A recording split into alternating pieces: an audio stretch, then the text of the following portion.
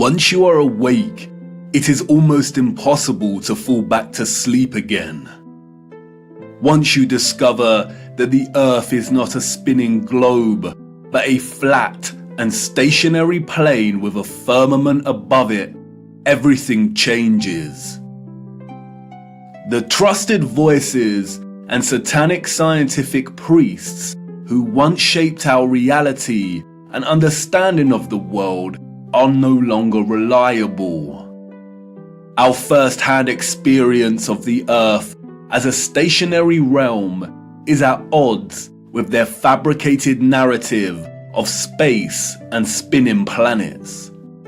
The scarring of our land and the barbaric mining of Earth's once majestic giant trees is at odds with the history books and geological narrative. And the awake are left wondering, what on earth happened? If they've lied about the Earth, space, and the destruction of our flat realm, then how can we trust the official, mainstream historical narrative? The historical narrative, like the heliocentric model, does not make sense. It doesn't add up. And all it takes is a closer examination, and their lies, which have governed our understanding of history and the world since our birth, begin to fall apart. Let's stir the mind with a few contemplations. We are told that the first true power tool was invented in 1895, when a German company combined an electric motor with a manual drill. The drill weighed 16.5 pounds and required multiple operators. It wasn't until 1957 that a company called Bosch began designing power tools in bulk that were both economical and powerful. So then how did our historical ancestors, a more primitive, underdeveloped people, design and build some of the structures we encounter? What about all the gigantic monolithic stones we encounter that have been cut with such precision? Ask yourself, could you repeat this today with the arsenal of equipment we have at our disposal? And what about the magnificent ancient stepwells of the East? Stepwells, we are told, were multi-storied wells built by our primitive ancestors as ways to preserve the water supply during droughts.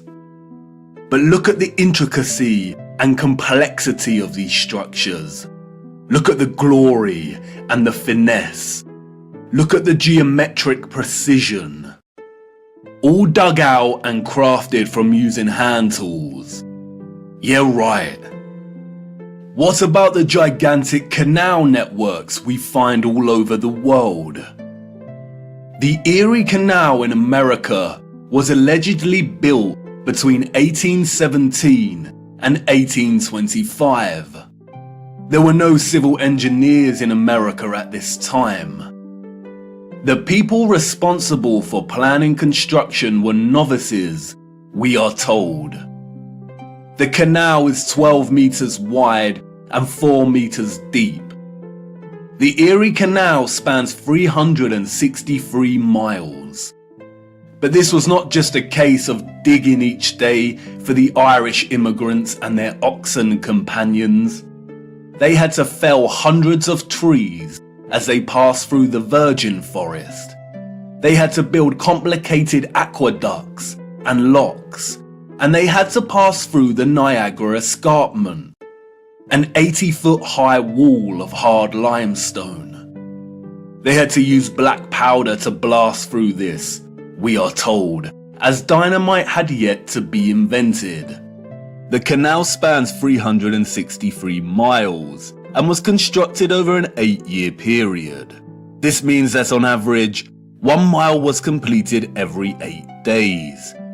What a record, especially since those responsible were novices, and power tools and dynamite were yet to be invented.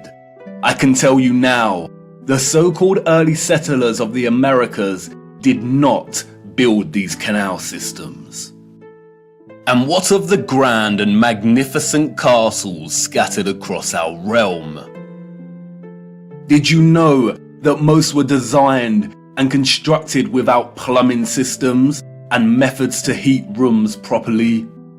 The royal and the elite of the past were content without having the accessible necessities of survival, just as long as they could live within the grand and the glorious, while the peasants, in their modest abodes, enjoyed warmth throughout the long dark winters? I don't think so. And of course, there is the impossibility of the Great Giza Pyramid Complex. The pyramids, we are told, were constructed somewhere around 2500 BC. The Great Pyramid itself consists of 2.3 million blocks of limestone and granite, and its overall structure weighs 6 million tons. The largest granite stones weigh between 20 and 80 tons each. 20 tons is 20,000 kilograms. These blocks were carved from quarries with copper chisels and allegedly transported from 800 kilometers away. The so-called experts can only theorize that a vast amount of slave labor was required. Being gullible and falling for the official narrative of slave labor is one thing, but can someone please explain how the air shafts of the Great Pyramid align so neatly with the circumpolar stars? And then there is the curious case of star forts, or what the official liars of the world call bastion forts.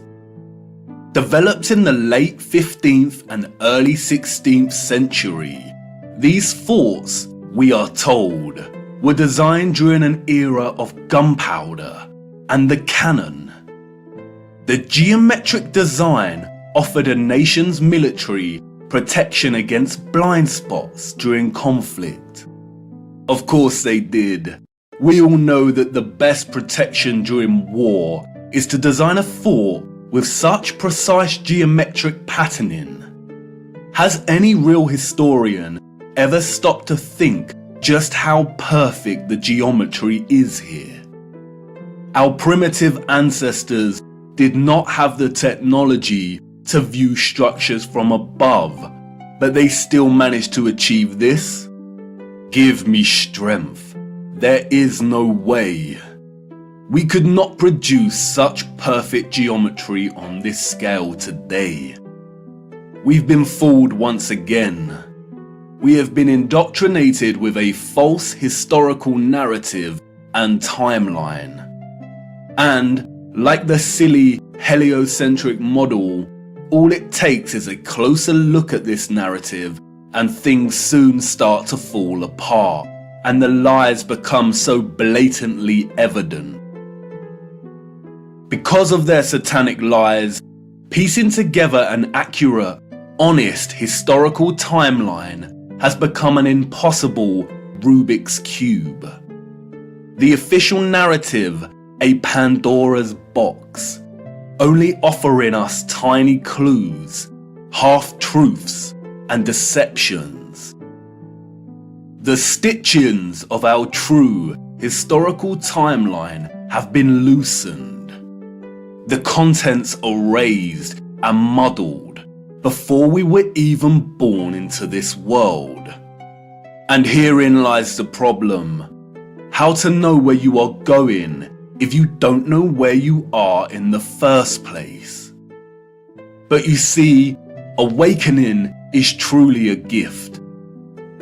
Once awake, we learn that we've always had the answers right in front of us. We've always had more than we know. But we had to regain our sight first before things started falling into place. Before things started to make a little more sense. And here we are again, viewer, at the precipice of another great journey. What if I told you that before us there existed a civilization that was responsible for the most advanced technology ever developed, and that it was their understanding of the workings of our flat realm that was key to their innovation? And what if I told you that it is highly likely that our true history as a people only begun just over 200 years ago? Would you think of me as mad once again? Do I sound as preposterous as when I first told you that the earth is flat? Perhaps, and that's why I need to show you. What I hope to show you is one of the greatest cover-ups of all time. It is on par with the heliocentric lie in its enormity and the impact it has upon humanity. And, as I will try to show you, it is inextricable from the true nature of our flat realm Earth, and you cannot understand one without understanding the other. We cannot waste time, for we must journey in search of lost time. At its heart, this is a story about deception. It is also a story of endings and beginnings, of death and rebirth. And please bear with me. Due to the deceptions and falsities underpinning our historical narrative, this story cannot be told in a linear fashion. We need to go back and forth in time to really draw out something that brings us a little closer to the truth. It is also imperative to understand that, like much contemporary science, history as a discipline was corrupted a long time ago. At its most innocent, a lot of established historical narrative is guesswork. But at its worst, it is a set of lies agreed upon, as the so-called Napoleon put it so succinctly. We are going to be digging in the dark. No historian will be there to help us. We are alone in this journey. Our journey is a hunt for things buried in plain sight. And things may become a little uncomfortable at times, but it is necessary. We have been living a comfortable lie for far too long now.